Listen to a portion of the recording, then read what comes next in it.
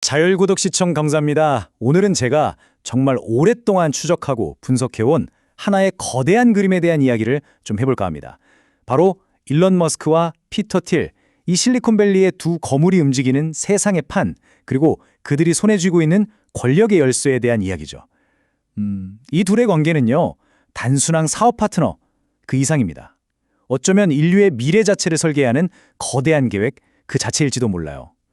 자, 그럼 지금부터 이 거대한 설계도의 가장 깊숙한 곳으로 한번 들어가 보시죠. 절대 일론의 반대편에 베팅하지 마라. 페이팔 마피아의 대부죠. 피터 틸이 남긴 이 말. 아마 많이 들어보셨을 거예요. 겉으로만 보면 머스크에 대한 엄청난 칭찬, 극찬처럼 들리죠. 하지만 오늘 우리가 파헤쳐볼 진짜 이야기는요, 이 찬사 뒤에 숨겨진 훨씬 더 복잡하고 치밀하고 심지어는 좀 섬뜩하기까지 한 전략적 동맹의 실체입니다. 이건 그냥 존경이나 우정이 아니에요. 이건 아주 잘 짜인 역할 분담의 시작을 알리는 신호탄이었습니다. 자, 첫 번째 장에서는 이 두 사람의 관계를 한번 새롭게 정의해 보겠습니다. 우리가 흔히 생각하는 친구나 동료가 아니고요. 강력한 마법사와 그가 선택한 대체할 수 없는 단 하나의 무기, 바로 이 관계로 봐야 합니다. 이 프레임으로 봐야만 겉으로 보이는 그 모든 혼란과 예측 불가능한 행동들이 사실은 단 하나의 거대한 목표를 향한 아주 정교한 연극이었다는 걸 간파할 수 있게 됩니다. 바로 이겁니다. 피터 틸에게 일론 머스크는 동등한 파트너가 아니라는 거예요. 그는 인류의 미래라는 아주 거대한 목표를 달성하기 위해서 반드시 보호하고 또 때로는 통제해야만 하는 세상에 단 하나뿐인 무기인 셈이죠. 머스크의 그 천재성과 파괴적인 실행력, 이게 바로 틸이 그리는 미래를 위한 가장 강력한 도구인 겁니다. 그렇다면 틸은 이 무기를 도대체 어디에 쓰려는 걸까요? 여기서 정말 흥미로운 지점이 나옵니다. 틸은 머스크한테 빌 게이츠처럼 재산을 사회에 기부하지 말라고 오히려 최대한 많은 돈을 긁어 모아서 꽉 쥐고 있으라고 조언합니다. 아니, 왜 그랬을까요? 틸은 미래의 인류의 발전을 가로막는 기술을 혐오하는 그런 전체주의적인 세계 정부가 나타날 거라고 예견해요. 그는 이걸 성경에 나오는 계명에 빗대서 적그리스도라고 부릅니다. 그리고 머스크의 그 막대한 자본과 기술력이야말로 그 적그리스도에 맞서 싸울 유일한 방파제라고 믿는 거죠. 그러니까 머스크라는 단 한 명의 개인에게 인류의 미래를 지킬 힘을 전부 집중시켜야 한다. 바로 이겁니다. 자, 그렇다면 이 거대한 설계도 안에서 두 사람은 구체적으로 어떤 역할을 맡고 있을까요? 이제부터 이 문명의 미래를 건 거대한 체스판 위에서 그들의 역할이 어떻게 딱 나뉘는지 명확하게 보여드리겠습니다.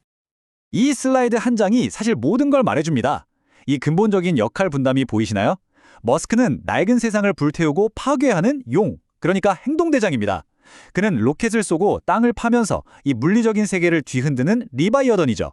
반면에 피터 틸과 페이팔 마피아는 그 용이 만들어낸 잿더미 위에 새로운 디지털 문명을 건설하는 마법사, 즉 설계자들입니다. 한쪽은 부수고 다른 한쪽은 그 위에 짓는 거죠. 완벽한 분업이에요. 그래서 우리가 볼 때 머스크가 하는 이상한 행동들 있잖아요. 그게 사실 이 설계도 안에서는 전부 필연적인 과정인 겁니다. 세상은 그를 미치광이라고 부르진 모르지만 이 관점에서 보면 그는 가장 냉철한 철거 전문가예요.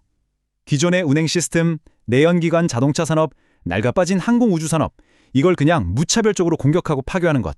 이것이야말로 위대한 재건을 위해 낡은 건물을 부수는 아주 의도된 철거 작업인 셈입니다.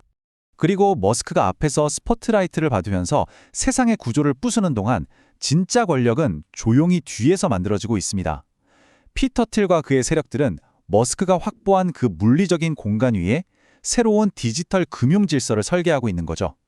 예를 들면 중앙은행을 거치지 않는 파이 네트워크 같은 새로운 화폐 시스템이라던가 기존 금융의 규칙을 전혀 따르지 않는 탈중앙화 금융, 디파이처럼요.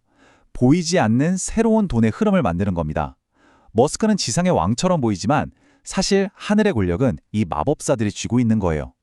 이제 이 모든 이론의 정점이자 가장 극적인 장면으로 넘어가 보겠습니다.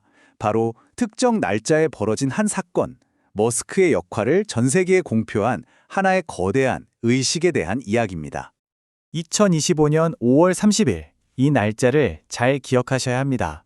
이날 오전에 머스크가 이끌던 정부 효율성 부서 도기가 임무를 마치고 공식적으로 해산합니다. 그리고 바로 그날 정오, 트럼프 대통령은 백악관에서 머스크에게 아주 특별한 열쇠를 수여하죠. 그런데 가장 충격적인 건 그 직후였어요. 머스크가 대중 앞에 나타났을 때의 모습. 이 세 가지 사건 절대 우연이 아닙니다. 이건 아주 치밀하게 연출된 하나의 연극이었어요. 이 장면 뭔가 익숙하지 않으세요? 어떤 권위자가 집행자에게 열쇠를 건네주는 이 구도, 이거 르네상스 시대 화가 페르지노의 명화 성 베드로에게 천국의 열쇠를 주시는 그리스도의 구도와 정말 소름 돋을 정도로 똑같습니다. 이건 단순한 수여식이 아니라 역사적이고 종교적인 상징성까지 동원한 거대한 정치적 퍼포먼스였던 겁니다.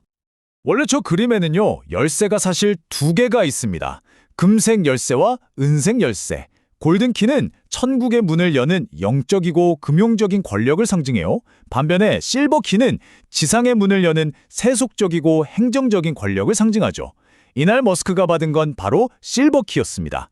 물리적인 세계를 청소하고 효율화할 권한은 받았지만 국가의 영혼이자 미래인 금융 권력, 즉 골든키는 명백히 받지 못했다는 뜻입니다. 결정적인 포인트는 바로 이겁니다. 이 의식의 의미는 명확해요.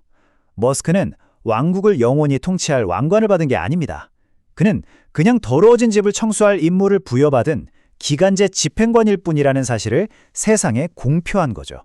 그는 역사상 가장 위대한 청소부이지 새로운 왕이 아니었던 겁니다. 자, 이제 이 설계도의 가장 섬뜩하고 충격적인 증거로 넘어가겠습니다. 바로 머스크가 이 막강한 권한을 부여받은 바로 그날, 그의 몸에 나타난 물리적인 표식에 대한 이야기입니다. 바로 이 모습입니다. 트럼프로부터 열쇠를 받은 직후 일론 머스크는 오른쪽 눈에 시퍼렇게 멍이 든 채로 나타났습니다. 물론 공식적인 해명은 있었죠. 하지만 이 타이밍과 이 상징성을 단순한 해프닝으로 넘기기에는 너무나도 기이합니다. 머스크의 공식적인 해명은 아들 엑스와 레슬링을 하다가 맞았다는 것이었습니다. 뭐 그럴 수도 있겠죠. 하지만 이면의 해석은 훨씬 더 어둡고 귀괴합니다. 특정 엘리트 집단 사이에서 행해진다는 입회의식, 소위 블랙아이 클럽의 상징이라는 것이죠. 이 블랙 아이 클럽 이론에 따르면 눈가의 멍은 그냥 상처가 아닙니다.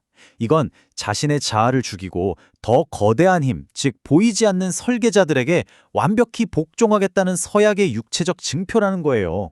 권력을 얻는 대가로 자신의 영혼을 바쳤다는 뭐 그런 끔찍한 상징인 셈이죠.